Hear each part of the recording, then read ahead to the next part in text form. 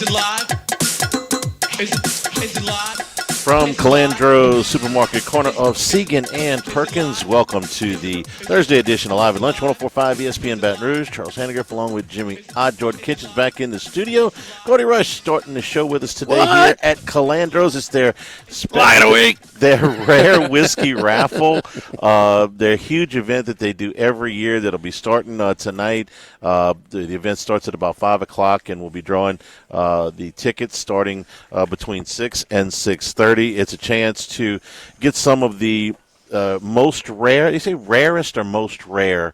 Either way. Whiskeys that You're leaning on me for, English. Some of the best English tips, brother. Some of the best bourbon from, the biggest names in the business. And I know a little bit about this. Yes, you do. Between King Handy would drink the Pappy, baby. Yeah. Yes. Between Michter's, Sucrose, huh? Michter's and Elijah Craig and G was Willett there. and Four Roses. We're going to be telling you all the stuff that's going on here. Great causes, too. Will be benefiting St. Lillian's Academy and the Four Kids Foundation. Gordy, what's your big part of? Yeah, I'm still on the executive board for that, and it's been a great partnership. So they've raised anywhere from $65,000 to $75,000 today. That's ticket sales, right? On either location. You can go over on Government. You can come here until 6 o'clock tonight, and at 6:30 they'll do a drawing for the opportunity to buy these bottles at cost. My favorite thing about this whole event is discussions after the people win the bottles. Yeah. That's when the secondary market comes in, and then you got the guy that's just waiting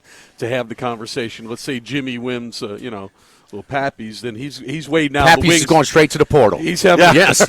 Pappy's will be in the portal. The transfer portal for whiskey happens, and you think the collective's got some money. I mean, the whiskey collective. There are people out there that are offering some big dollars for some of this stuff. Belichick will be here with his quadruple, NIL budget over here, the bourbon budget. So because you're not going to find Elmer T. Lee on the shelf anywhere, I promise you. You're not going to find some of this Michter's. You're not going to find Pappy Van Winkle on the shelf, among some of the others that will be here. 103 total bottles that will be in the drawing. So it's not like one or two or a dozen that you're going to get to. You're going to have plenty of chances once the drawing starts here, somewhere between 6 and 6:30. You can come out here to Calandro's as well during the course of the day, buy your tickets. Tickets sales shut off at 5. No, 6 p.m. 6 p.m. Okay, 6 p.m. 6 p.m. You got till 6 to buy your tickets. Mountain time, Charlie. Mountain time. Yeah, 5 Mountain time. So we're happy to be here. It's a great cause and a great event, man. Gordy, it's good we got you here today because you can give us your thoughts. I think Jimmy and I have exhausted our opinions on Garrett Nussmeier and how advantageous it's a win-win-win for everybody. To LSU, LSU to come back. Better for him, better for LSU.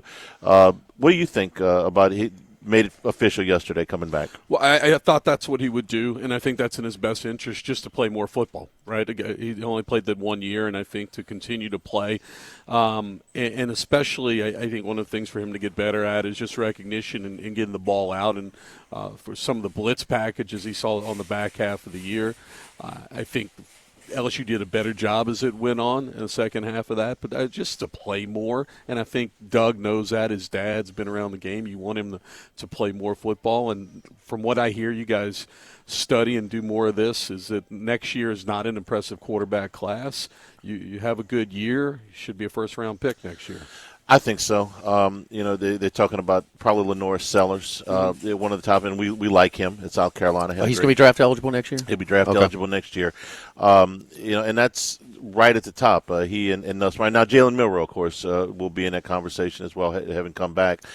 You thought Nussmeier operated better when they went a little faster, and there was some complimentary football concessions to make there with the defense, but you thought he was a little bit better when they went a little faster. I did. I thought one of their best performances, and forget the opponent, was against South Alabama. They went tempo, and it was one time they went tempo most of the game, and I think it just simplified it. And for me, watching him in person, when he got in the rhythm, he was more effective. I thought early on they were trying to do too much. There was too many check with me's, too many audibles. That's why you had all the false starts, because you had linemen that were sitting in their stance 20, 25 seconds into a play clock. And I think it was confusing.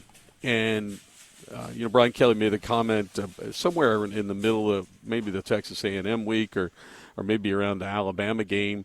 I asked him about the in-helmet communication. He said, I'm not crazy about it, kind of against it, and we're talking too much to him, and we just kind of want to simplify it, clear his head, go to the line of scrimmage, operate quickly, and make a decision, right? Either it's we're going to cut the field in half, and then it's A or B, something like that. And when they did that, I thought it was more effective. Gordy, don't you think, and also that transition going into the Florida game, too, where he was kind of a little overly protective with it, because you got to let his arm talent roll. No question. Because he can throw it like very few can. Wait, that's why I like the tempo, and he's on his front foot. And you go back again. I watched some of his high school film. That's the way that he operated in high school, always attacking.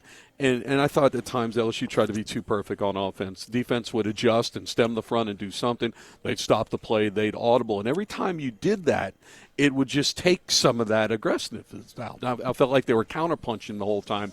When they were on their front foot, I thought he was more effective. Yeah, I don't want to say he's taking a leap of faith coming back to LSU, but there's a lot of unknowns for him. You got two receivers on the roster that are coming back with any type of experience at all. That offensive line is going to be completely revamped. You may see, some of the kids that played this year even at different positions, but they're going to have to be active in the portal there. And regardless, you're going to have some new faces Charlie, up there. Charlie, we talk about they getting outbid by the highest bidder. Don't they have as much as anybody after some newfound money?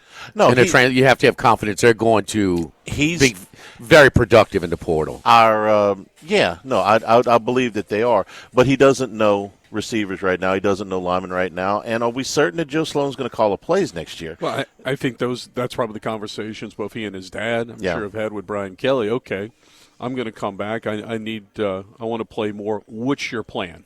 What did we learn this year offensively? Yeah. Right, and what are we going to take on the football field next year, and then what changes are you going to make, and then who's on my offense? Who's going to be around me? I feel very confident in saying that what we know publicly is a lot less than what they know privately right now. For him to come out and say this, and reassure that he's going to be back is a big deal. I'm certain that they've guaranteed him, hey, we're going to go out and do this, and this. It's been a very, very busy week. The other big news was that the SEC schedules came out. We knew the opponents. We just now know the order for this.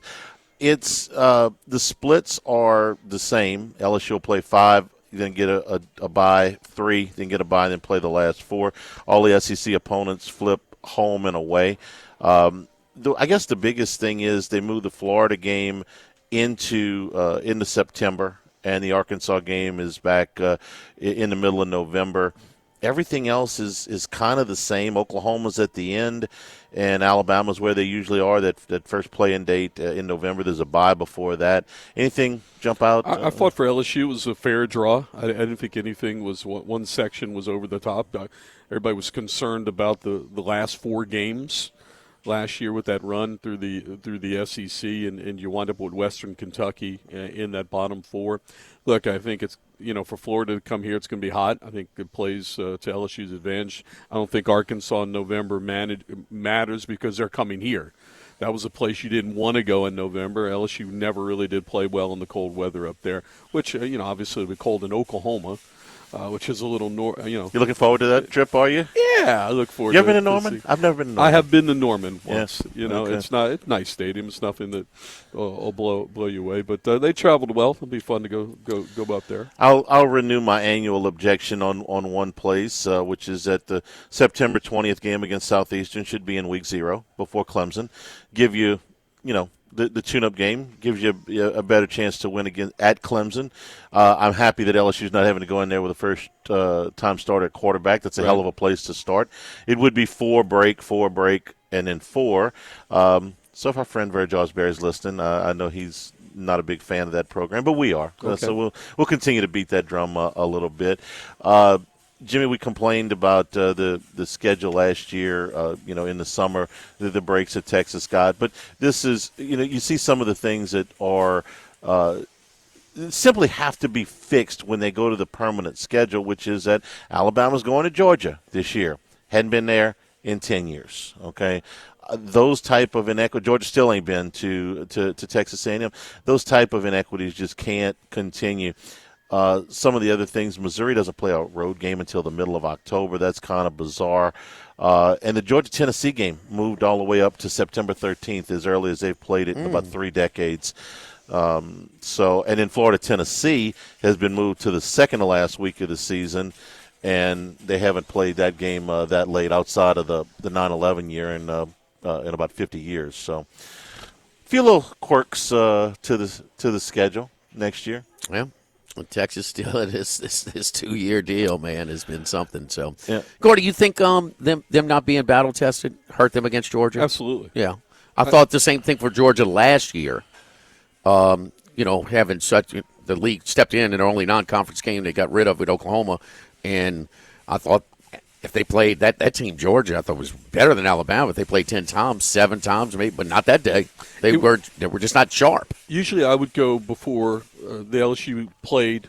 Before LSU played, I would look at four of the back games. So the only time I really saw Texas was the Vanderbilt game when they went up there and they won by a field goal. I think they won by 3 points back there. Sandy scored late to make it 3. And so what was harder than most years was trying to slot teams, right? Obviously, cliche, there's been a lot of parity and a lot of equity. And, you just walked away from that Texas-Vanderbilt game. Like, is Texas really not that good? Or is Vanderbilt much better? Now, somewhere in the middle is the truth, and I still think the guy did a great job at Vanderbilt. I think Texas defensive personnel is elite. Yes. I mean, at all 3 levels. I mean, they were out. What was it, Charlie? 236 to or whatever it was. I forgot what it was, like 306 to 89 or whatever it was. I mean, at one point, now Texas also had 80 yards of penalties. It was 260 to 54. 260 to 54 against Georgia in Atlanta. Man, you got to be up by more than 3. No doubt. And with the personnel that you're returning offensively, especially down the stretch, I know that so is Arch Manning going to be in that draft next year? He was the third guy listed when I thought Milroe was going this year. In next year's draft, it was Sellers, Nussmeier, and Manning were the top 3. So put Milroe in there, and I guess he's 4. But yes, I know you're. Well, I mean, you if he comes out, you think Sellers is going to be drafted ahead of Manning? Because I'll take that action all you want. No. I'm not taking that bet for sure. One other thing that caught my attention in the scheduling, and I don't know when they scheduled this game. Georgia opened against Clemson last year. Next year they open against Marshall, which by the time the sun goes down today may have 0 players. No kidding. That's the rumor that since the coach left that everybody is going to put their name in the transfer portal. Based on what happened in the playoff, seedings, do you think that some SEC teams are going to look at these big non-conference matchups and go, the hell with that? Absolutely. Yeah. Absolutely. If I can get that home game, the revenue with that and not risk it, and because you look at the way that this hit with some of the teams, you didn't get the strength of schedule benefit. So absolutely, I think play that extra home game. Texas does go to Ohio State next year. There you go. That's a week 1. Michigan is going to Oklahoma. Think they'll be better than 7-5 this year, like Michigan? Ohio State, I do. Okay. Yeah. A&M returns a trip to Notre Dame, and Florida returns a trip to Miami. That's among your non-conference highlights next year, along with LSU against to me, Clemson. The schedule that jumped out was Oklahoma. Their last 7. Their last 7. It was brutal this year. Whoever's going to be a quarterback, I imagine they're in the portal with Arnold moving on. That's right. Jackson Arnold probably going to go to Mississippi State now. Their last 7 at South. This is after they play Texas in the Red River. At South Carolina, Ole Miss at home, at Tennessee, at Alabama, Missouri, and LSU to Norman. To Barry Odom, to West Lafayette. Huh? I like Barry O. You want to talk about the schedule? That was a little different from playing in the Big Ten West, huh? No, and look, I was impressed with the job he did at Vegas. Vegas is sinking a little money in the facilities, which is why Dan Mullen just took that job this morning. Yeah. So Dan's going out there. It's a good place to bounce. They're sinking a little money. But don't you want to witness the schmooze in between the head coach and boosters in Chapel Hill? Don't you want to see that? I'm just wondering how does that work? Who's our guy from? Did you BC? see him when he was in Mike's town? Going, I did Lombardi. see him. Yeah, Lombardi's going to be the GM of football. I know Lombardi. Yeah, I mean, I love Lombardi. I think Hopefully he'll keep doing his podcast. But I don't know about that. No, you don't think I so? don't think no. so. But, No. wow. No. I mean, no. that's No, he's great. I went to North Carolina's campus. You've been to Carolina's campus? It's great. Yes. It is gorgeous. yes, That's it's- an SEC campus, right? If they ever expand SEC, that's got to be pick number one for me, to have that state, that facility, and everything else. You should win football games. I know, there. but Gordy, the best they ever did was Mac when he went was like under top 10, and they played Florida State and they couldn't even compete. You know, what I mean, that's the best team in like 40 years. I mean, they were kind of 7-4, 8-3 with old school Dick Crum and even Lawrence Taylor and famous Amos Lawrence. I mean, they have no history. They really don't. With you 100%. They have incredible facilities. They do that. They have incredible facilities. They got a great alum. That's you're a 3-4 prestigious hours school. from a lot of hotbeds from everywhere from Atlanta. South Carolina's got good football. It's good football in North Carolina. Keeping them home with that. I'm interested to see who he puts together as a staff. And they're more sought after than maybe anybody by the SEC and the No Big question. Ten. Without question. No question. Other than Notre Dame. But yes. Okay. Absolutely, for sure. Last time ACC title, North Carolina. Oh, geez. When? I'm asking you. Do you know? Oh, I think probably 78. 1980. You close. Yeah. Their last. I win. I didn't go over. Price right. Ding, ding, ding, ding. Come on, Charlie. Give me a bottle. Gordy, you've been a part of this rare whiskey raffle a bunch of times. This is a terrific event. I know you look forward to it every year. I love it. And, right before Christmas, and there's so many great people to come by. It's a great networking event. And, I've never been to a supermarket where every aisle was full and people had samples. and there are 105 bottles that get an auction off. And I know Moscona.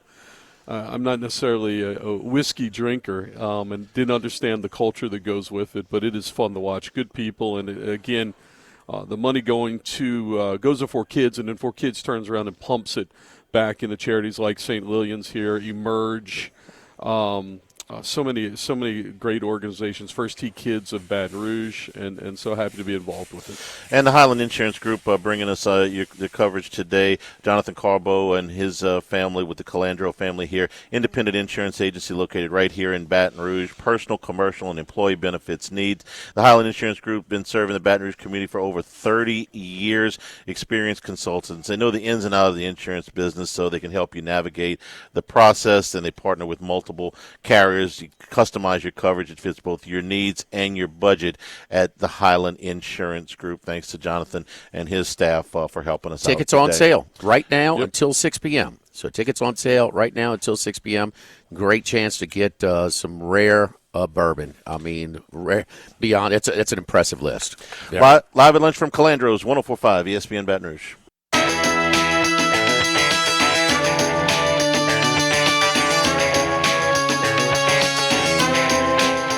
Live at lunch with Ott and Hanny.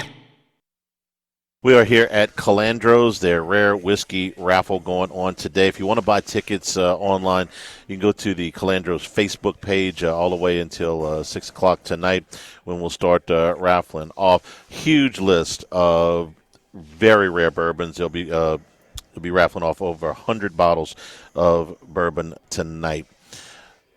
Belichick to North Carolina. Barry Odom to Purdue. Dan Mullen this morning to UNLV.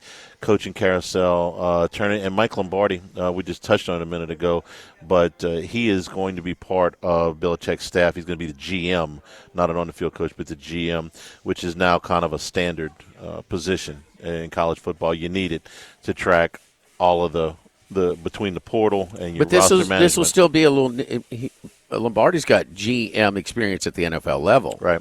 So he's always. I mean, he has scouted college players for a long time, but that'll be that won't be a whole lot different. But I mean, is he going to be into the high school? He'll come on with us, Charlie. Eventually, he's been on with us before. He is. I mean, transfer portal right now. He's working immediately, and so he was. His last show was yesterday. So, I mean, he's on in the morning time, 7 to 9 our time, and he just did a segment this morning. So he is no more podcasts, no more VEASAN shows. So got the chance to meet him personally over at Beau Rivage. So he and his wife Millie came down and spent a few days down at the Beau Rivage one weekend. So we who we got to meet personally as well, but a very sharp football mind, just never in this capacity. And that's the same thing with Belichick. I mean, hell yeah. He's the most accomplished coach in the history of the NFL. And it's really not close. But why did NFL teams all pass on him last year? Why did NFL teams and it was kind of it was kind of had the reputation. I mean, man, we just don't want to be. We don't want to. When Jerry Angelo came to town, and Nick Saban turned him down when he was with the Bears, and he says, "Well, I want total control of football operations." And Angelo says, "Nick, I love you, but you can't have my job." Right. And so it's similar. That reminds me of sort of this about because who in their right mind wouldn't hire him? Who would keep Dennis Allen for another year instead of hiring? They don't want to deal with him. But damn it, I mean. And he offered he offered to cede more control, but I think the impression I got was nobody believed him, that he could say, yeah, you're the GM. But once he got in the building, his presence is so much that everybody's going to listen to Bill. It's Bill's show to run. He had a 400-page outline for North Carolina. That didn't happen overnight. That happened, what I'm hearing, when Appalachian State dropped 70 on North Carolina. That was it's losses to lower resource programs, and then there's that 70 dropped at home. I mean, that was like, okay, let's get the wheels going. But the age, heck, the same age, I think Belichick's got a little left in the tank. But this is a different game. This is different. Are they going to be able to? Are they going to block and tackle better? You bet. Yeah, 100%. But is he going to be able to? And when Mike Gundy tells you that he's tired of the Oklahoma State players, asking him, for more money, and the agent said, well, how's Belichick going to handle that? I'm gonna. This may surprise you. I think Lombardi going to handle all that as a GM? He's going to handle a lot of it. I think Belichick will do better in this system than he would have done prior to NIL, because what was recruiting before NIL? And let's, for the moment, not talk about all the under the table payments that have gone on for years in college football. It was about building relationships. It was about going to the high school games. It was about knowing the coach. It was about talking to the mom and all that. This is just evaluating talent from other people's rosters and deciding what you're going to pay them. And Lombardi will do a heck of a job. And yeah, I'm hearing quadruple is what he's going. You knew it was going to be more. Sure. You knew he wasn't taking a job if they were going to stay status quo with with their current player budget. Does Belichick have to go into a living room in the middle of nowhere, Georgia or North Carolina, and say, yes, let's build a relationship, let me tell you what I'm going to do with your son? Or does he just have to say, it's $150 a year for 4 years, take it or leave it? That's basically what recruiting is now. Real quick, you asked about staff. His son Steven has just finished his first year at Washington as a defensive coordinator there. Joe Judge, who was an assistant there, was a head coach of the Giants, was a senior analyst at Ole Miss this year. Josh McDaniels and Matt Patricia, both former head coaches, both longtime staffers for him, are both not working anywhere right now. So if he wants to put the band back together, he can. So let me ask you this before we go to break. We bring in Colucci, but Saban was dubbed an NFL guy for a long time, and he used his knowledge of the NFL of NFL's players and how to best prepare them for that. He used it to his advantage. How has it changed? How could Belichick use his knowledge of what it takes to be an NFL player to prepare? I mean, can he sell that to kids? That's what he said. He said that on with McAfee last week. He said this will be an NFL program at the college level. And that's fine, but there's some schmoozing he's got to do, and he ain't good at it, dude. No, a little bit more schmoozing, but less than you used to have to do. He's got to schmooze boosters for money. I'm talking about kids. So the eight. Oh, the kids are more prima donnas than ever at the college level. Yeah, but it's all about the money. He doesn't have to go and build a relationship. He just got to say, this is how much money. I understand you. Okay, but the fundraising part, Charlie, you're right, I'm just telling you, I have no idea how this thing's going to work out. It's a cake schedule. They do have to play Clemson this year. They didn't play any of them. They were favored in every game this year, -2. at home against Pitt and at home against Georgia Tech. If that's the toughest games on your schedule, that is garbage. So they do play Clemson this year. That the 2025. We got one comp. Bill Walsh went back to coach Stanford after he had finished coaching in the How NFL. old was he when he took that job? 61. Okay, And he was 10-3 his first year. The other 2 years he had losing records at Stanford. So even the great Bill Walsh, it was no guarantee. I think the 7.5 they put out on Carolina's over under For next year? Yeah. Against that schedule, I mean, if he's got comparable talent to most of the teams on that schedule, say if He will. Clemson, and He will. he'll win more than 7 Yeah, games. I mean, the He'll win- Syracuse of the world. He'll win 8 games. Don't forget our friends at Relief Windows. And, boy, I sure wish I knew about Relief Windows with the original construction of my home. I wouldn't have been replacing them, 10, 12 years down the road. And because if you're in a neighborhood that requires wood windows, the best way to go is the gelled wind windows from Relief Windows. So they are made to protect against hurricane force winds, the extreme heat, the mold in the South Louisiana. So again, the high tech energy efficiency built for all climate zones. Our Last Wood gel wind windows come with a 20-year general warranty and a lifetime limited warranty against rot, termites, providing years of beauty and minimal maintenance. Relief Windows and reliefwindows.com. Live from Calandro's, the Rare Whiskey Raffle going on this afternoon. Live at lunch, 104.5 ESPN Baton Rouge. Blend product, so, he's off his game a little bit, so be patient with him today. It's a good day. I love it. He's right. It is a good day. Anytime you are sipping bourbon, sipping scotch, it's a good day. You're right. How is what are you getting any bowl play at all right now, early on, or playoff action, huh? Well, let's start with this weekend's game. I mean, Army-Navy, we're getting crushed with Army money. I mean, the ticket count is like almost 10-1 right now. Current line at the Rampart and South Point is Army minus 6.5. Total is 39. So, yeah, the ticket count is massive on this game, I'll be honest with you. Getting over to, let's go with the Frisco Bowl. Money is pretty even on that with West Virginia and Memphis. The James Madison game, we're getting hit with James Madison money. That's right at Boca Raton, Florida, close to you guys. -9 currently, James Madison. The UNLV Rebels, now we lost the coach, all that. Cal has become a 1.5 favorite in Southern California.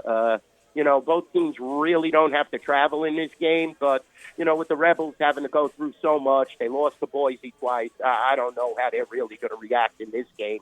But ticket count's in favor of the Rebels, but money is in favor of Cal in that game. So, well, the big story with that one, Colucci, is Mendoza, the starting quarterback for Cal, who was sick. He did not play in the last game against SMU, but he is in the port. He is not playing. So that line was at 4.5 at one point. What are you currently at right now with UNLV Cal? 1.5, yeah. Right. And Odom is gone too. So, the Rebels, this is a very tough situation. But if you don't have any children, huh? But that first name of the for the UNLV quarterback. I mean, if you do have a son, Haj Malik Colucci, huh? But I mean, does that have a nice ring to it? Haj Malik Colucci. Huh? Charlie, what do you think? That looks pretty good. That looks pretty good. Put the whole name on the back of the jersey. Changed a lot since I was born back in the 70s. Let's put it that way. So, I'm not going to touch that one.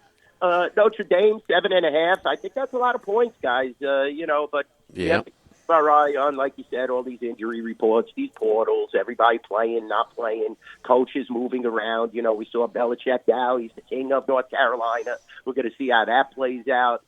Penn State, 8.5 over SMU. Ticket count is 3-1 on Penn State right now in the early wagering. So I anticipate we'll need SMU. Current line 8.5 Penn State. Texas 11 over Clemson. A lot of points there, but Texas is definitely the better team if you're handicapping the game. But how Georgia is playing in their mind, you never could tell. So that's another tough situation. Ohio State is 7.5 over Tennessee. Kind of thought that was a little high. We're getting a little Tennessee money there, slightly ahead. Ticket count is even on that game as well. So, so far we are getting some good college action and the bowl games get fired up. It's going to be really exciting this time of the year, especially if you're a college football enthusiast. This is your time of the year, and you combine that now with the college hoops. And conference play is going to get ready to, start basically. So very tough time of the year for us bookmakers to mix in the holidays. You have the NFL that's getting into the playoff drive. You have all these bowl games, NBA, NHL, college basketball. Just a great time of the year, guys, especially for a handicapper. That's why, you want to sign up for our mobile app at the Rampart in South Point. Sit at home and enjoy your dinner during Christmas. Bet on the NFL games. Or you could come out to the casino. We're going to have the Netflix games here at the Rampart. Very important. We got those negotiations settled, and we will be showing those games in our fabulous Races Sportsbook, Jimmy. You know how the video wall is. So yes. A lot of action upcoming, and these playoff games are very important this weekend, or I should say the 21st. Don't sleep on these games. SMU, Penn State, Clemson, Texas, Tennessee, Ohio State. Tons and tons of action. And this weekend, like we said, Army, Navy. But we're going to be rooting for Navy definitely in that game. I could see the money already. Hey, Kluge, I know that we've never had these quarterfinal games like we're having, but there's two NFL games, two good NFL games up against those three on the 21st. Texans, Chiefs, and Steelers, Ravens. What do you think that give me a contrast. The volume ticket count on the NFL games versus the college playoff games. I guess I'll find out. Yeah, I'm asking to speculate a week and a half out. Well, it's definitely Charlie, how in your neck of the woods, college is definitely dominant. And I've spoken about it prior to the pandemic, guys. Me and Jimmy Vaccaro would always talk about how the handle in college started to creep up on the NFL, and it was starting to get there, where you had some weekends where Saturdays actually outhandled the NFL on the Sunday. Those games, though, are so important, guys. Like you said, you got the Ravens, you got the Texans, you got all these fabulous games that are being played on Christmas Day. It's going to be interesting to see how the handle is. Plus, you mix in all those NBA games. Everybody's going to be parlaying everything, and it's going to be interesting to see how the college games are handled on the 21st and then slide into the Christmas Day games. So, yeah, Charlie, that's a great point. From a bookmaker's perspective, I'm excited to see how much handle we garner on these playoff games. And then you do have some nice games that lead into Christmas Day. You do have still Coastal Carolina and Texas San Antonio, Northern Illinois, Fresno State, South Florida, San Jose State. Then you have the Christmas Day games. Then one of the biggest days of the year is the day after Christmas, and you have some decent bowl games there with Rutgers, Kansas State, Pitt and Toledo, Arkansas State, and Bowling Green. I think there's an NFL game also on Friday, and you have the opening of Santa Anita. So, we're going to see how the handle is spread across. You have so many different betting options, Charlie, and I am definitely excited to see how the football handle is going to be up against each other. The local sports book here, the DraftKings Sportsbook, the Queen, they have North Carolina win total up is 6.5, but then you get heavily juiced to the over at -170. So, Bill Belichick, huh? Schmoozing with the boosters in Chapel Hill, huh, Kaluch? Boy, anybody could have seen this one was coming on. In the NFL. I know. You want to experience that college king of the hill, but I'm definitely, Bill is synonymous with the NFL, and it was somewhat shocking that he did take this job after Mac was let go. And I know Mac wasn't too happy, the way they let him go. But, if they had a sense that they could suck up Bill Belichick, who might be one of the greatest coaches ever, in football, you got to take your chances there. Hey, would you take him with the Raiders? The Raiders? You mean Bill Belichick? Yeah, yes, we'll take him with the Saints. Yes. To your point. What are these NFL teams doing? Yeah, but you have to understand, what do the Saints and the Raiders have to offer? That's a total rebuild mode where you're not going to win for 3 to 4 years. Colucci, he interviewed multiple times with the Falcons. When have they ever won anything? I understand, but the Falcons were a playoff team basically up until 2 or 3 weeks ago, where Cousins imploded and self-imploded. At least you have a chance to make the playoffs. So when's the last playoff game they played in? the Saints looked like the greatest thing on turf the first 2 weeks, and they just fell Well, they apart. were. They were. Of course, they beat America's team by 100. What if Jerry Jones made the call? What if Jerry Jones made the call? Jerry Jones.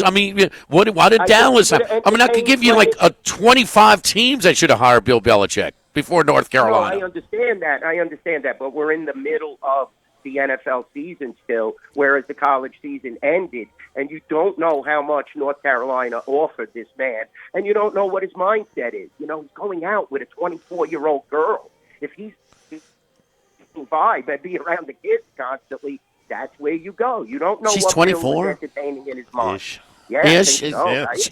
How do you know her age, so. Colucci?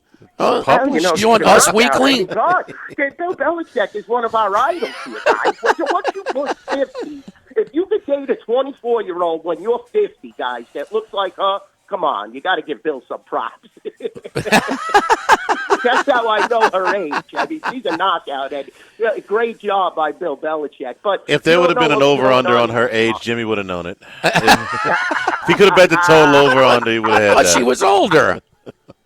I thought she was older. She seems so mature. Yes, she does. She does seem so mature, definitely. But that was an interesting, signing by Belichick than by North Carolina. He can't fault North Carolina. There's no Belichick doubt. Had to have a ton of offers, like you said, and we'll see now. Maybe he just wants to prove your coach out there, Mr. Kelly, who said that you guys are going to run the table next year and be in the title game. Maybe he just wants to, try and make the playoffs and upset you guys. You never could tell. I've had to deal with stories about young girlfriends have kind of dominated, right? Because that wasn't the guy, Larry Ellison from Oracle, according to the story that was written, he bought Underwood because his girlfriend told him to. He didn't have any interest in Michigan at all until Ellison's girlfriend said, "Hey, I like Michigan. Go buy me a quarterback." And he's worth $300 billion or whatever Oracle's worth, and said, "Okay, I'll go buy you a quarterback," and LSU gets screwed. Yeah, small world. It's amazing the power of these young women. Look at the Rangers captain. Man, let's not. We getting off the rails now. Can we get back to our look? Welcome to our Rayo's Italian Restaurant. Our Italian feature of the night is the Haj Malik Colucci. Okay, it's a fresh pasta with what kind of cheese and pork? With mortadella. What's all that cheese you like? Reggiano Parmesan. That's great. That's the king of all cheeses.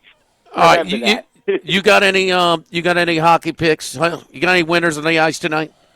Yeah, we did okay last week. We had 2-1.5. The game that I said just to throw on the parlays lost. But we were 2-1 with all those underdogs, so you definitely had to make some money. I was on a hot streak there for a couple of days. Got a lot of guys tweeting out there that were coming by the shop, and I was handing out winners left and right. But, now it's come back down to earth. Very difficult hockey season, guys.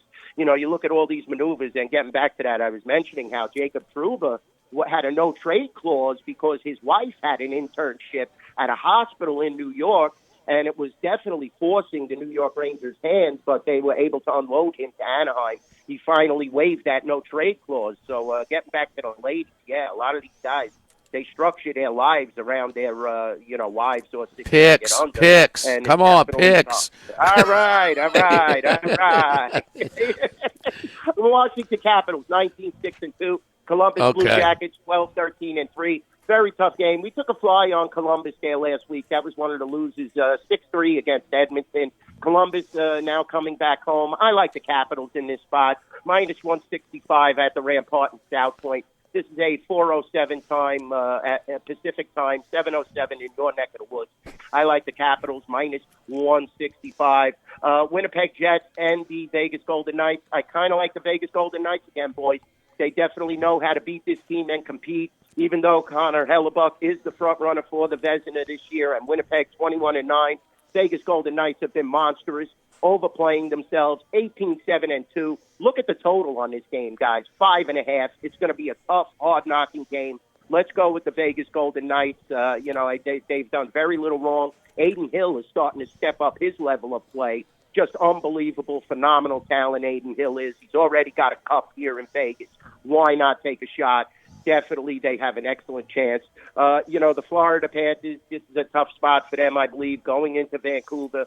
Vancouver definitely looking to win games at home. Another 5.5 total.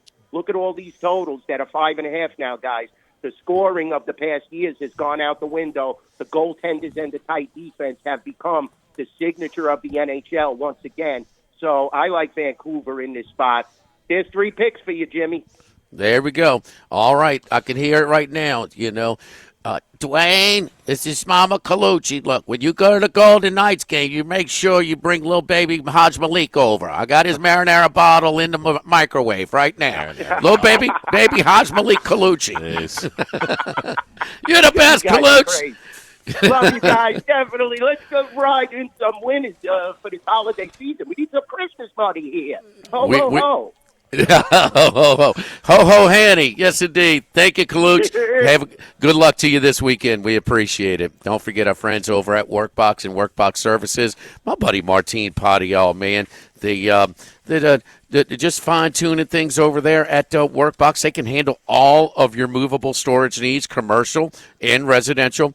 Our shipping containers come in various sizes, 8x8, 8x10, 8x20, or even 8x40 feet, not just one size.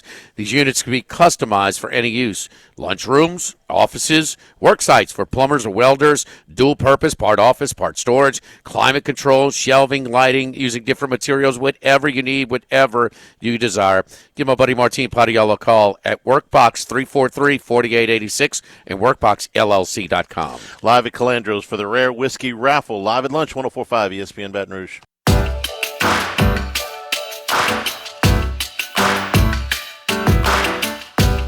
Live at lunch with Ott and Hanny.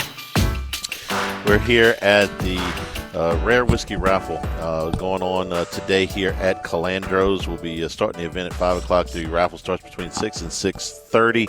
Some of the rarest of the rare. For instance, they got the Russell's Reserve Single Rick House here tonight. They got a bottle of the Angel's Envy Cask Strength. In fact, 2 bottles of that. Willet Bourbon Single Barrel 11 Year. That's about as rare as you're going to get. Good luck trying to find one of those. The Willet, in fact, they've got a number of Willets. They got the 8-year wheated. They got the 7-year rye single barrels.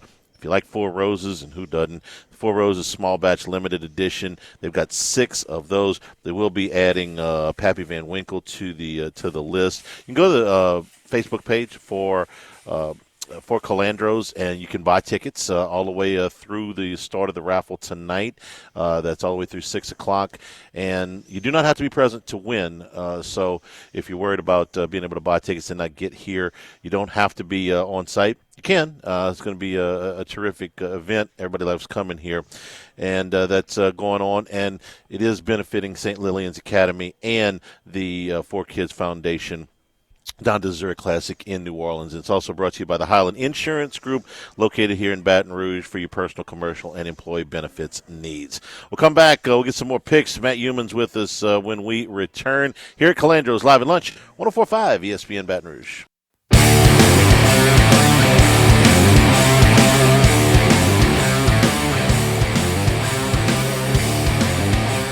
Live at Lunch with Ott and Hanny. All right, as we continue here from Calandro's, it is the Rare Bourbon Raffle tonight. Tickets on sale tonight till 6 p.m., and that's pretty much when the raffles will go on. I mean, unbelievable selection over here at Calandro's at the corner of Perkins and Segan. Let's go out to Las Vegas, and Matt Humans joins us right now. Matt, how are you? Hey, pretty good. Getting ready for for the bowl season and a really good NFL week here. Hey, What do you think about Belichick and Lombardi going to Chapel Hill, man? I think they're going to roll through next season undefeated and probably win the national championship in the next 4 years. Just because of Belichick's coaching greatness and genius. And now, I knew you were going to ask me that question. I thought that was going to be the first question off the top. So, Bill Belichick wins again because he gets $30 million guaranteed. He gets jobs for all of his friends, and it's kind of like a no-lose situation because I don't think many of us really expect him to do great things there. I think he'll be somewhat successful. I don't know about highly successful, but it appears North Carolina is making a huge financial commitment here to football. I saw the NIL valuations going up from somewhere from $5 million to $20 million. So, Michael Lombardi is going to be in charge of kind of running this program, and it's going to be a new experience for a lot of these guys. I don't want to say, that they're doomed and they're going to fail, and I don't want to say they're going to be highly successful. I think it's going to be very intriguing to see how it plays out. But I also think Bill Belichick making this move is kind of giving a middle finger to the NFL, saying, hey, you guys didn't want to hire me, screw you, I'm gone. Because I know that his ego took a hit, and he was ticked off that he didn't get more interest from the NFL and all these job openings. Well, I think his personality might be the only reason he didn't get. I mean, come on, for the Raiders, for the Saints, for the Bears. I mean, it's like 25 teams that should have hired him. I mean, and then, even the Falcons, he wasn't in our top three. Well, geez, right. You publicly admitting that? I mean, what are we doing here? Raheem Morris was. You think he could have went 6 and 7? No, I don't think Raheem Morris is going to be. I don't know. I mean, that's their record right now. It's 6 and 7. I think Belichick could have. Yeah, and well, they're going to block and tackle better. Okay, but I mean, it's a different college athlete right now too. Mike Gundy, he's been doing it, and he tried to tell us, man, there was a little danger in Stillwater when he says, I had to tell him, we're done talking about more money. I don't want to talk to you. I don't want to talk about your agent. It's maybe 2 weeks before kickoff, and man, it went 0-9 in the Big 12, and so how is a guy like Belichick? I mean, Lombardi's going to handle all of that for him. I mean, this is. I don't know, man. It's a little. 24 hours a day, 7 days of recruiting because everybody is offering them. The grass is always greener. You got more money to jump. I mean, you can't even coach them because it's just we're talking for guys that have done nothing. Just because they got a 4-star.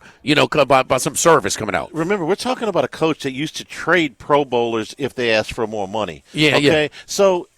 My thing is that the first kid comes in and says, I want this, and he thinks he's not worth it, he'll say, go, get out. Matt, I'll go find another one. You're in Vegas. You wouldn't take Bill Belichick running that operation ahead of what you currently have? Yeah, but, I talked about this last week with the Bears, and I said, the Bears should hire Belichick, but they also need to hire a GM. And, whether it's Scott Paoli or whoever it is, because you can't give Belichick total personnel control at this point. Look how bad he was in the last 3 years with the Patriots. And his draft picks stunk for the most part. And his work as a GM was not very good. So his game had definitely slipped at the end. So if an NFL team, let's say it's Raiders or the Bears, if you hire Belichick, he's got to be willing to work with the GM and not have total personnel power because – obviously, that wasn't working out with him at the end with the Patriots. So, and you got so many egos involved in these NFL franchises too. The guys at the top for the Bears, Kevin Warren, Ryan Poles, they don't want to surrender their power to Belichick. Right. Same thing in Vegas. So whoever hires him has to be willing to let him come in and run the show. And you get so many egos involved in these NFL franchises that doesn't leave many openings. How about Dallas? Yeah, the Cowboys would be much better off if they let Belichick come in there. But is Belichick going to be okay with Jerry Jones giving his own press conference after every practice and every game? I don't think so. Matt, to college basketball, what do you compare this start to the SEC? I mean, I'm trying to jog my memory, and I guess it was the '83 ACC season where Carolina was coming off a national championship. They had a guy named Michael Jordan there. Ralph Sampson was one of 3 years where he was a national player of the year. Len Bias was a freshman in Maryland. NC State won the whole damn thing. I mean, it's got me jogging my memory. This is an unbelievable start for and once again, the conference play, the strength of conference, that's pretty much done. You don't have the SEC ACC challenge was already played. It's not the SEC Big 12 challenge in the middle of February anymore. So this is pretty impressive stuff by the SEC on hoops. Yeah, you're right about the. I was thinking about some of the great ACC seasons, and I think this so far this SEC season compares. Obviously, you're going to be judged more on how it ends, and not where it stands in the middle of December.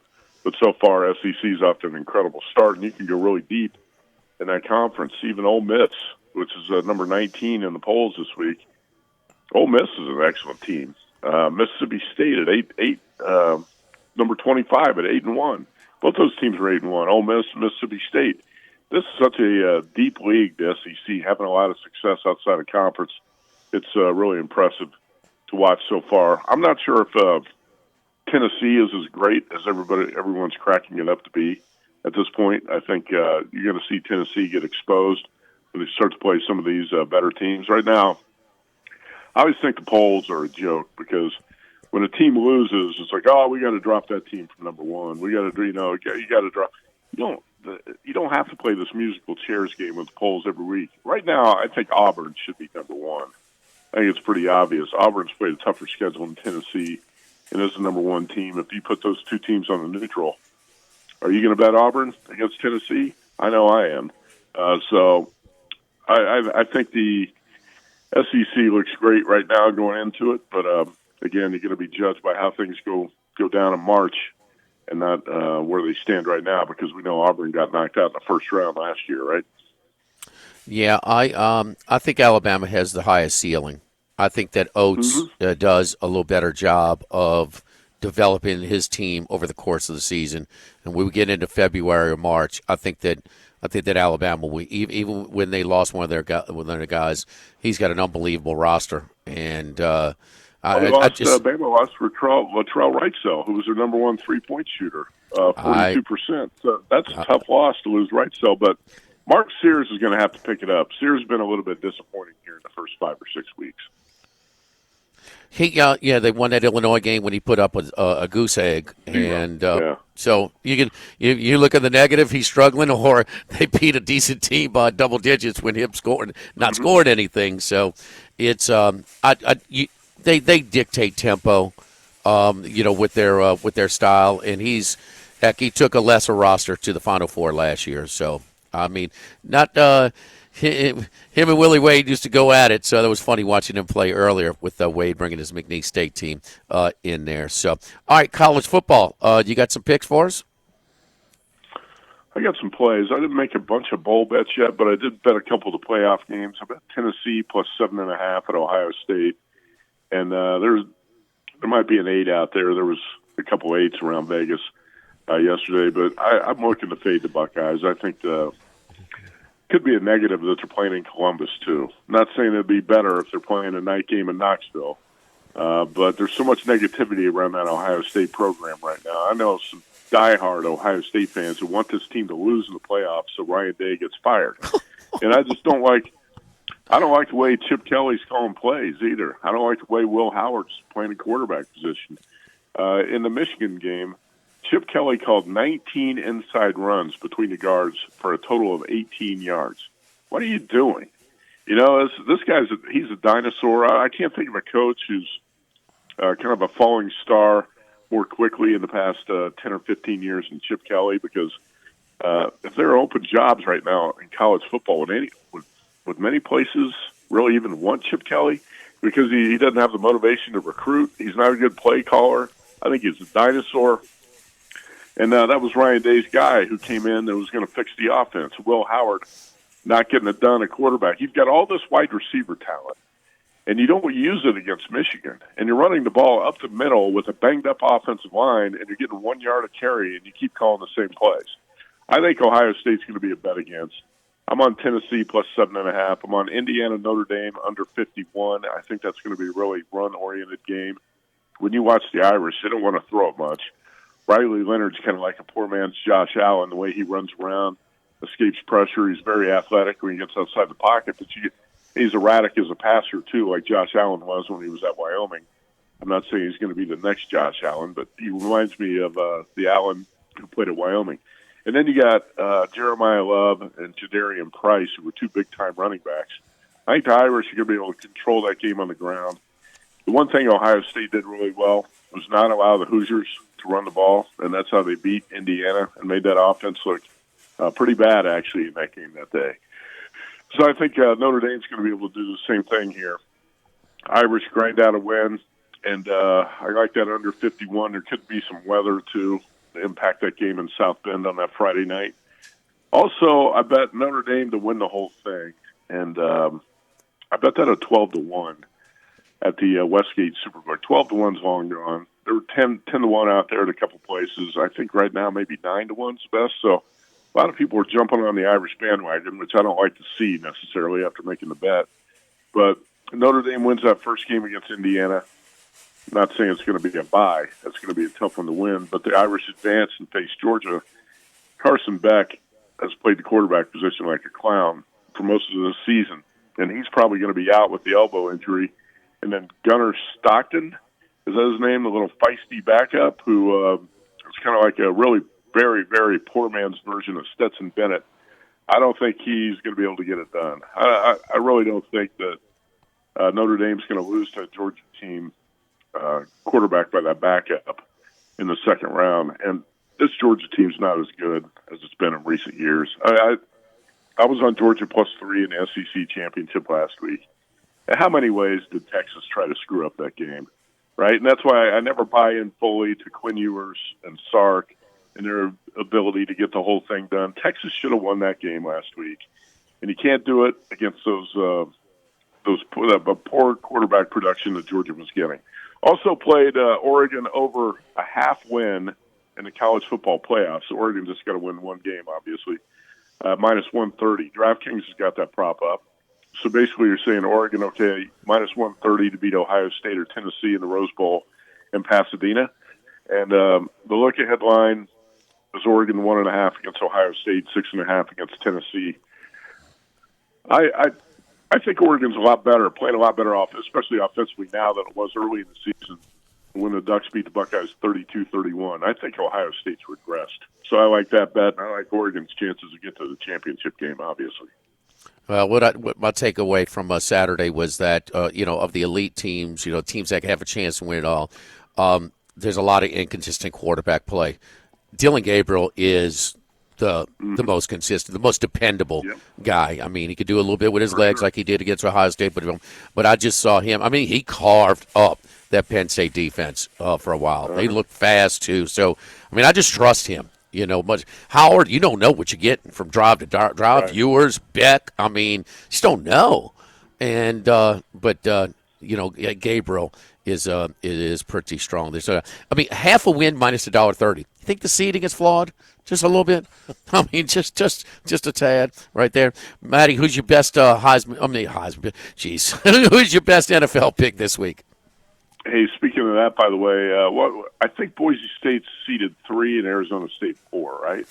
Yeah. That's the bracket? Yeah. Arizona State has 9 wins against Power 4 conference teams, and Boise has 0. How is Boise seeded higher than Arizona State? They're seeding them on the loss to Oregon, and I'm not joking. Yeah, they're seeing them on the loss. The good losses won out from the bet.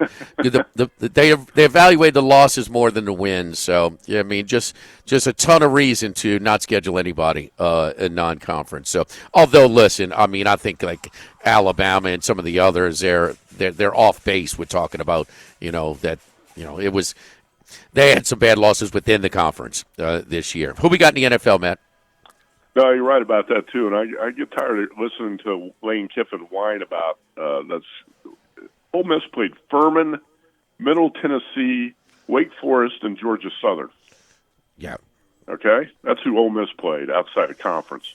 And he's whining about that. Hey, how about not losing a home game to Kentucky or losing as a double-digit favorite of Florida? In the NFL, I've got actually played one early, and that was Carolina -1 over the Cowboys. I wouldn't lay that number now up around 2.5 or 3. I think my top play this week is the Steelers +5, 5.5 at Philadelphia. Mike Tomlin and the Steelers 5-0 straight up as underdogs this season. That's pretty damn impressive. Considering the rest of the league hits at about 25% straight up in the underdog role. Steelers 10-3 ATS. put up 520 yards against Cincinnati 2 weeks ago. Offense was not as impressive last week against Cleveland. That was more about the Browns being bad. But I'm going to look at the Phillies side here and pick on the Eagles a little bit. And Eagles have won 9 in a row. They were outgained by Carolina 302 to 292. Panthers had 7+ minutes time of possession edge.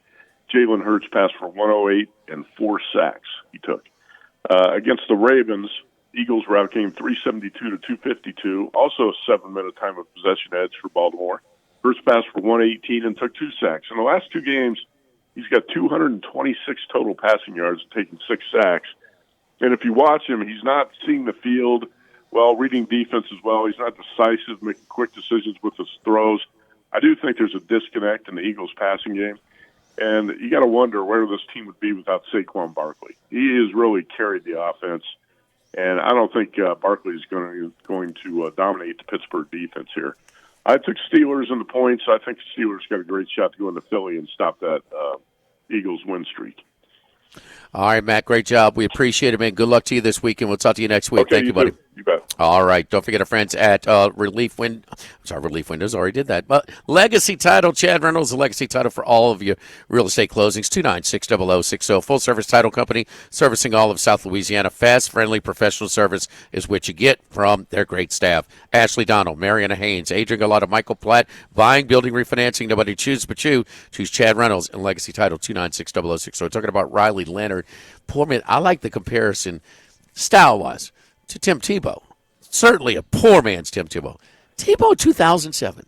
That 5 for 5, Les Miles, Jacob Hester, 4th down game. How many touchdowns did he account for, Charlie? 50, I thought it was. 59.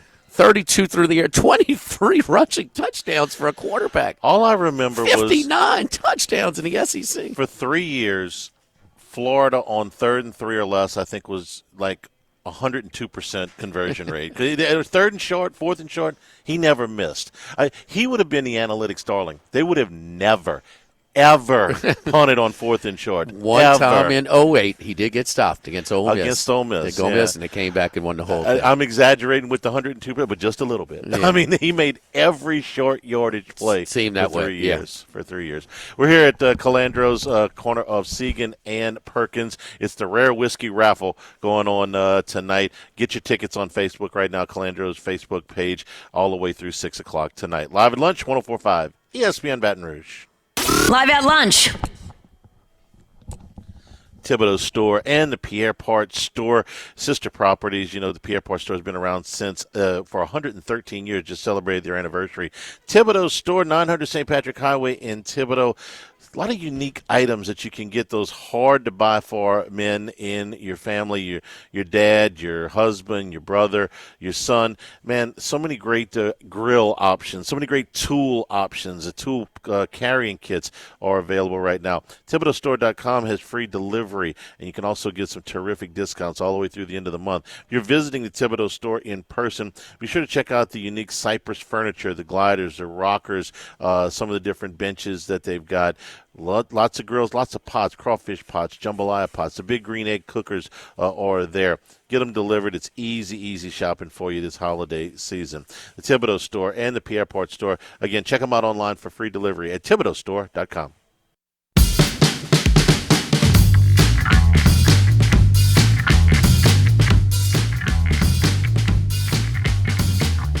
Live at lunch with Ott and Hanny. Back here at Calandro's, here the Rare Whiskey Raffle tonight at 6. You can get your tickets right now, Charlie. Come in, buy your tickets here. You can buy them at the other Calandro's on Government Street.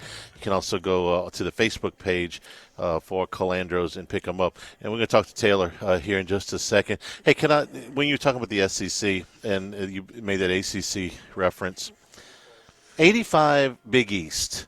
Okay. 3 teams in when the they Final went to the Four. Final, they made Kentucky, Villanova, Georgetown, and St. John's. St. John's, Chris Mullen. Georgetown won Memphis State with Keith Memphis Lee was State. the other 4. Yeah. Okay. It was Georgetown, St. John's, Villanova. They put 4 teams in the Sweet 16 that year. Boston College made it out of. This is the old Big East, obviously. There were only 9 teams in the league. Syracuse is very good in that era. Syracuse was extremely good. They made the six teams of the 9 made the tournament. 6 of the 9, wow. And Syracuse was ranked in the top 15. They got upset by Georgia Tech, which sounds like one of the John Sally, Mark Price teams when they were in the beginning of their career, 85.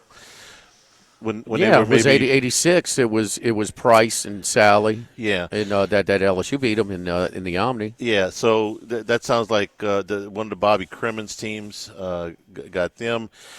Boston College probably beat them, and then I think that team lost in a regional final to Georgetown. That's that Georgia Tech team. They did. That's right. Yeah. Very, very good. Thank you, Charlie. 60-50. In fact, the Big East beat 3 ACC teams to get to the Final Four. Georgetown beat Georgia Tech. So that was the year Villanova upset Georgetown?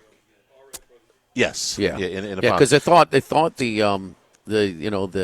St. John's that was the heavyweight. The other one was supposed to be okay. It wasn't as good. Georgetown beat Georgia Tech. St. John's beat North Carolina State, and Villanova beat North Carolina in the regional final to get there. That was a good one. That was the Brad Daugherty, Kenny Smith team, maybe, 85? That was after Jordan Perkins. I think Brad Daugherty was on that team in 85. Yes, it was the first year after Jordan. Yeah. And Jordan was there 82, 83, Kenny 84. Smith, too, maybe, on that team? I'm not sure. 85? Yeah, I'm not sure. A little bit close. Anyway, just doing a little basketball history. Taylor Calandro with us, man. Taylor, it's a big day for you guys. I know you put a lot of time into it, gathering.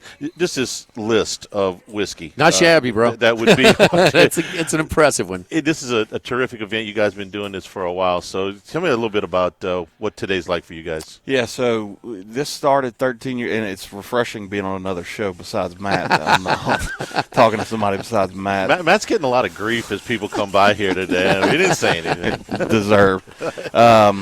Anyway, so yeah, we started 13 years ago because we couldn't figure out how to disperse the sparse number of rare whiskey that we got. And back then it was just Pappy and the antiques and a couple of sprinkled other things. Now a lot of whiskey is very hard to get, and it's grown to over 100 bottles this year. And usually we do 100 to 150-ish. This is actually a lighter year, I think. But, yeah, so 13th year we've done it. In COVID years we had to do it in the studio a couple times, but we're back doing it here at the store. You don't have to be in person to win, but you have to buy tickets here and you have to pick up the bottles here. And basically we're just raffling off the chance to purchase the bottles on the list. All the raffle ticket money goes to 4 Kids Foundation and St. Lillian's. We've done that the past few years. And 4 Kids is just a big umbrella-founded charity that supports a lot of local charities between here and New Orleans. And they're big with the Zurich Classic, too. So, yeah. But to buy these rare bottles at cost, and give us an example of what one cost and what with the real maybe secondary market value is. So there's a bottle of Sazerac 18 on there. I'm just going to use an example. And Sazerac 18 I think is $180 on our list, which is basically standard retail price now. And on the secondary market you're looking at like $1,000 to $1,200. So 10 times a lot of that stuff. The Pappies and stuff are 10 times what we mark up basically on the secondary market. So you got a favorite on this list? Oh, man. A personal favorite or two? I'm very biased. I love Four Roses. So the Four Roses Small Batch Select every year is generally one of my favorite releases. I haven't tried this year's. I heard it's outstanding. It's got 20-year Four Roses in it. The George T. Stagg was the American Whiskey of the Year this year. So you got 4 bottles of that are in the brown. So they're all really good, high-quality bottles that you won't find anywhere on a shelf. So, and if you do, you're going to be paying a lot of money for it. Well, I kind of like to get my hands on some of that El Martí. Yeah. That's very, very good. That's a good one. And it's not very expensive either. A lot of these bottles are not very expensive, and people don't understand that. If you can find them. It's about finding them. None of this stuff is super expensive. Everybody is under the impression that it is going to be super expensive. It's not supposed to be. It's just very hard to find. So, well, we're looking forward to it. Thank you guys for having us out here. Yeah, thanks for coming today. out. And Appreciate again, it. you get on the Facebook page here, Calandros, to buy tickets all the way through 6 o'clock tonight, and they'll be starting the event right. So you don't have to be here to win. So you could, if Yeah, you're in the you'll- area right now, stop by, get your tickets, and do You'll whatever have a you- week to pick up bottles from our Perkins Road location here, so you don't have to be here tonight to take home a bottle. Taylor, we appreciate it. Thanks, Thank you so man. much. We're looking Appreciate forward it. to All the right, event here tonight at Calandros. All right, don't forget our friends at Electric Man, BatonRouge.com. Electrical work, not do-it-yourself stuff at the house, not at all. So give us a call at 372-5356. Installations, lighting, electrical safety, residential and commercial. We have licensed professionals, insured, free inspection, provide quality service, friendly technicians as well. Free estimates provided, guaranteed scheduled appointments, not going to hold you hostage all day long, and great deals. And, you're working from home, we got you covered. Boost your facilities with much more work-conducive space, even within the comfort of your own home. So many of us have converted since the pandemic areas of our house to work areas, so doing your stuff, but maybe you still don't have all the amenities and of having an office. Simple things like better lighting, right outlet choice and placements, specially designed wirings for internet routers, or to improve the efficiency of your equipment in this work at home type of experience. Again, Electric Man, BatonRouge.com, Electric Man, BatonRouge.com. Live at Calandros, live at lunch, 104.5 ESPN Baton Rouge.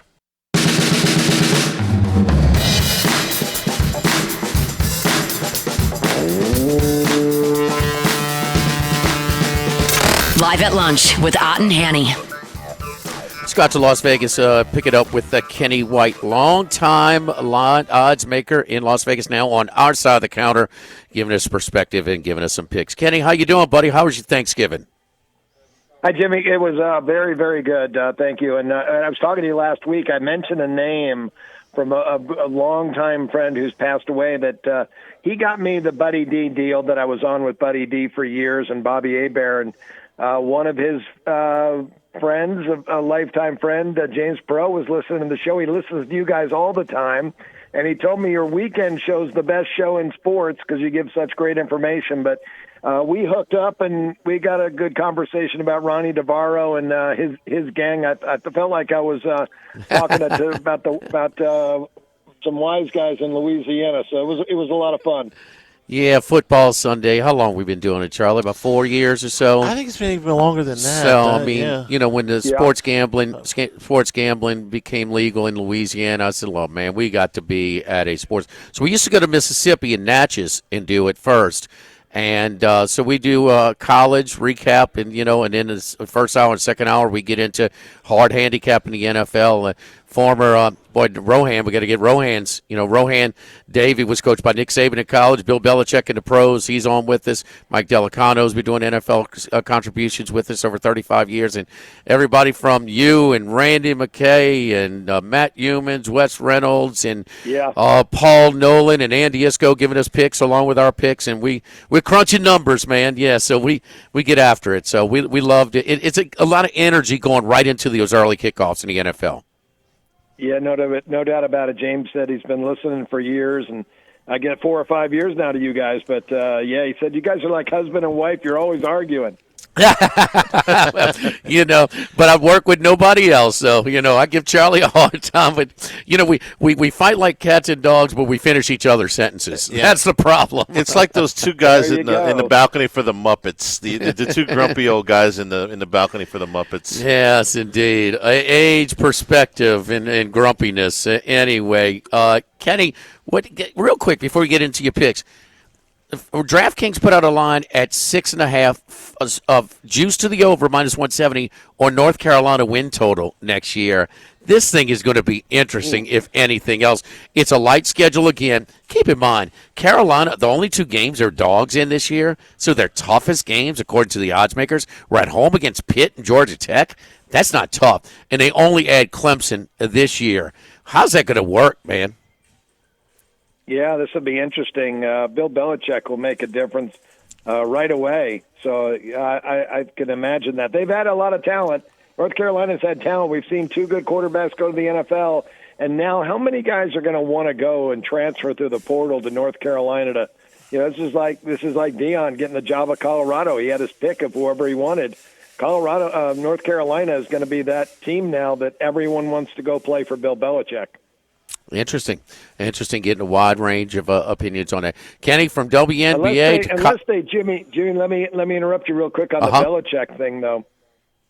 I didn't realize it, but there was a local football player here I was doing radio with about 15 years ago, and he just jumped on the show, and big celebrity, played at UNLV, but he made the NFL, and I said, you had to have the greatest time in your life playing for Bill Belichick. He says, I hated every second of it. The man's the biggest A that I've ever met in my life. Players do not like him because he works you so hard, and that's why they were so good. And Tom Brady was all for it. When your leader will go along with what the head coach says, everybody else falls in order. So that he's going to need a couple of leaders to fall in if he wants to work them that hard. Yeah, we had a running back on our staff that played LSU, Jeremy Hill, for a while. He told similar stories like, "Look, this is not a cozy relationship. He's the hardest guy that I've had to play for." Yeah, Kenny, let's get to your picks. Anything you got, man? WNBA to Army, Navy to FCS. Who are we looking at this week before we get to the NFL? Yeah, I give you I'm a Swiss Army knife for you today. Women's college basketball. Connecticut plays Notre Dame tonight. And I made Notre Dame the favorite, and I mentioned to you, I think Notre Dame's the best team in the country, and they've got two of their better players out. And they're post players, Mandy Westbeld, who's played every game. She's a graduate senior. She only missed one game in her career, but she had foot surgery in September. She'll be back soon. Liz Carlin from Marquette, she's a Marquette transfer. She averaged 17.6 a game at Marquette last year. She's a graduate senior. She sprained her foot in one of the exhibition games.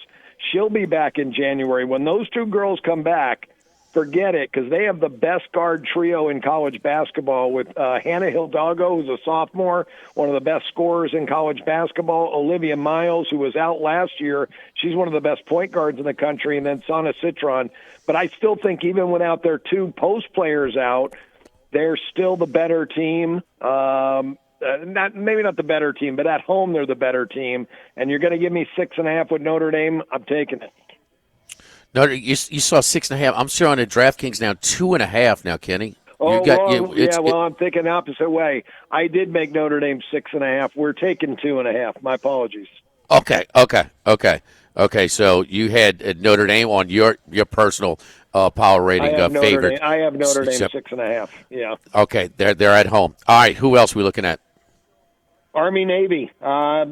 This is one that our Army's been tremendous, 11-1, but Navy's had a great year as well. Brian Newberry in his second year has turned the program around, and these games are always close. Last year, Army 17-11. The year before that, Army 20-17. Navy 17-13. We just go on and on and on. And they're so low scoring because both teams are so methodical on offense.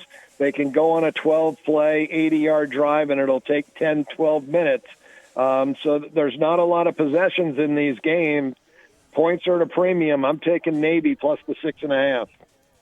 Yes, indeed. I think that's a big number. Dwayne Colucci let us know, too. It's almost like 8-1, the tickets on Army. Maybe a little recency bias for the middies. And, for Army after they smoked Tulane. And they are better lately, but I like having Horvath healthy. I mean, he went down the first quarter against Tulane. They got shut out there. He was still out against East Carolina. They were shut out for the first half. But, man, that's a lot of points for this rivalry. So I'm on Navy as well. I'm wondering if that extra game for Army last week will hurt them a little bit here. That late in the season, and you're right, with an extra week off for Navy, I think that's a bonus for us. All right. But both of these quarterbacks, so they're capable passers. So Maybe even when you had Malcolm Perry and Keenan Reynolds, I mean, they weren't throwing the ball like these two guys are throwing it for Army and Navy. So I'm wondering about that. It was 16 straight years of unders, and the under was the right side last year. It was 10-7 with 2 years ago. 10-7 with 2.5 minutes to go, and it went to double overtime to get it to the over. All right, Kenny, who would like in the NFL this week, or do you have another pick before we get to it? Oh, I was going to give you. I was going to give you an NHL pick. That. All right, let's go. Under. I bet under in the Dallas-Nashville game. I went under 6. Two great goalies, Saros for Nashville and Ottinger for Dallas.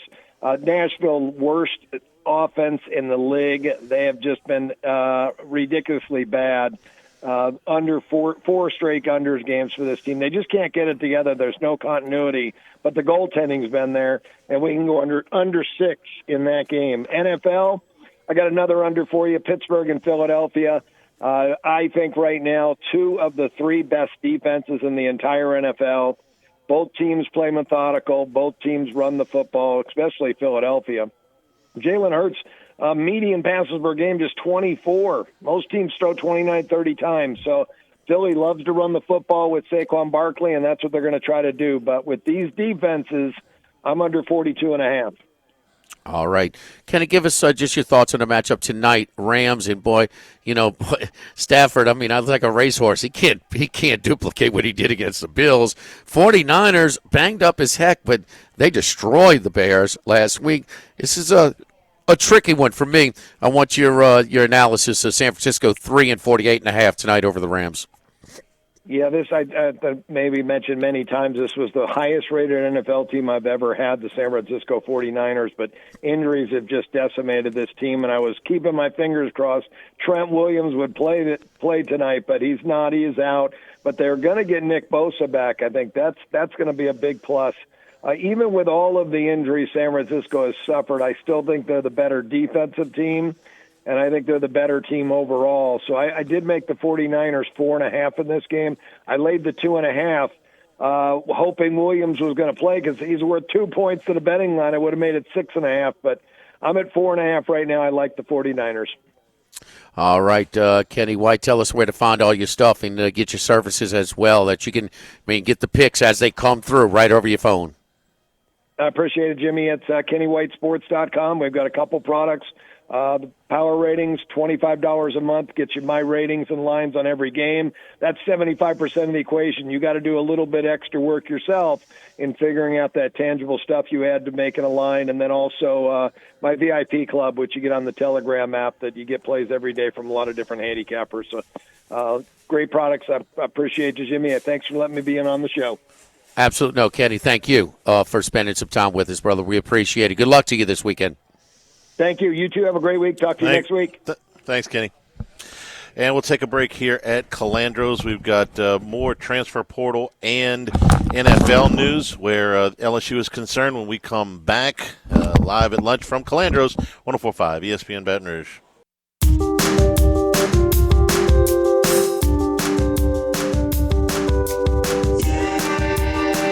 Live at lunch with Ott and Hanny.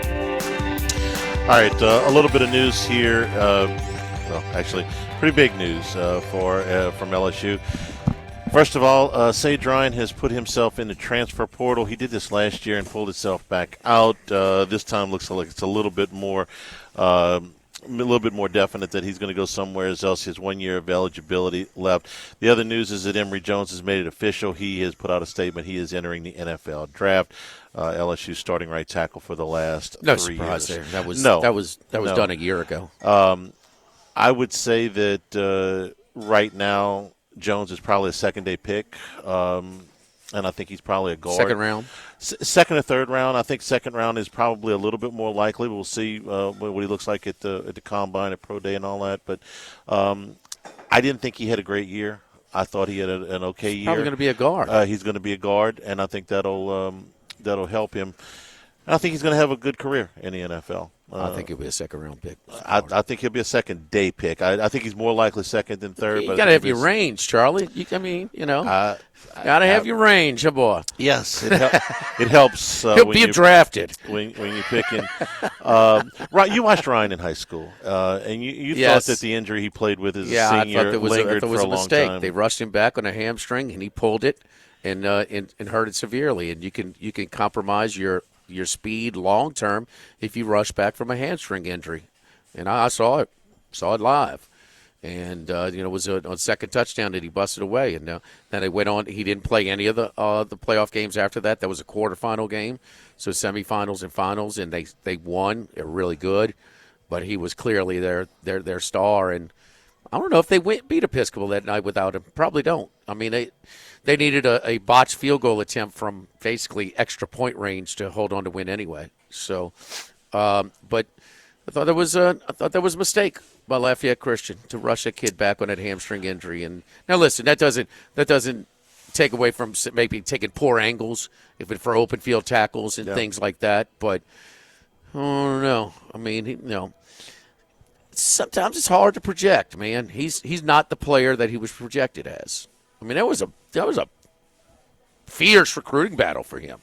Oh gosh, there were a lot. There's a fierce. All the big boys wanted him. We were doing pregame when he committed. That's right. It was a Saturday afternoon. That was 20, like COVID year? Yeah. And I want to say that what I remember was the feeling was LSU was in a little bad spot at that point. They said, he's going to Alabama. Yeah. And it's like, and this is a kid that, this is LSU country down in Lafayette,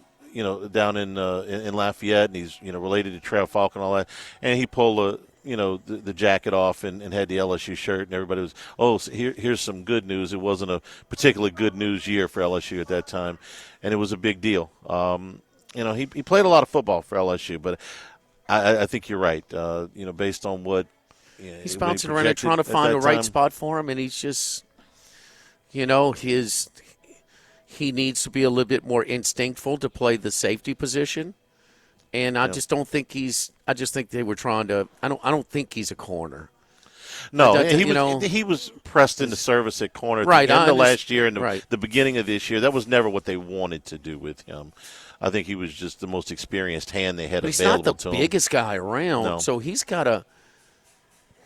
If his speed was compromised when they, because of that injury, I don't know, but still some of the angles and things like that, I don't know. Because he played a lot of football, Charlie. His anticipation for plays developing should be better. I mean, he was playing high school football since he was in 8th grade. So he's got a lot of time. You want to talk about football? Snaps? He should have a little. It should be better. I would say he's probably played. I don't know, somewhere in the area of 35 to 40 college games, something. Oh, that many in college too. Yeah, he's been on a football field a lot. He's played now. He's not just at the bench. Yeah.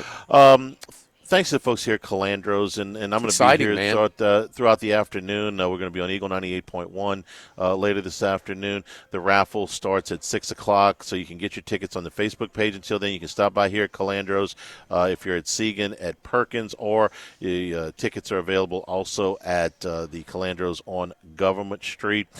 Some of the rare whiskeys that you'll be able to buy at cost include the Yellowstone 101 Limited Edition, the Willett Bourbon Single Barrel. The 11 years are exceptionally rare. The Michter's Toasted Barrel Bourbon, which would be one of the ones I would pick because I'm a Michter's fan. They've got 3 bottles there. Elmer T. Lee, which is extremely hard to find. Angel's Envy Cask Strength is here. Russell's Reserve Single Rickhouse, they've got 1 bottle of that. Pappy Van Winkle will be back on the menu this year. Heaven's Hill, Elijah Craig, so some of the higher-end Maker's Mark Sellers Age.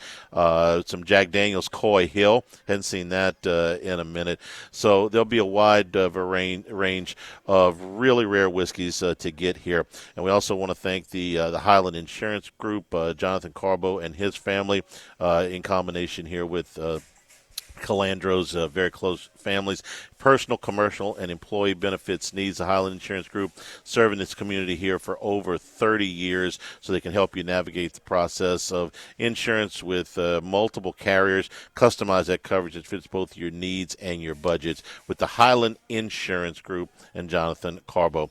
Tomorrow, we are at Ruffino's Lock of the Week Friday, presented by Tex Morris at Edward Jones Investments. We'll start at 11 o'clock tomorrow. We'll get get you ready for another big weekend of football. For Jimmy Ott, Gordy Rush, Jordan Kitchens back in the studio. I'm Charles Hanniger saying thank you and good afternoon. This has been Live at Lunch from Calandro's on 104.5 ESPN Baton Rouge.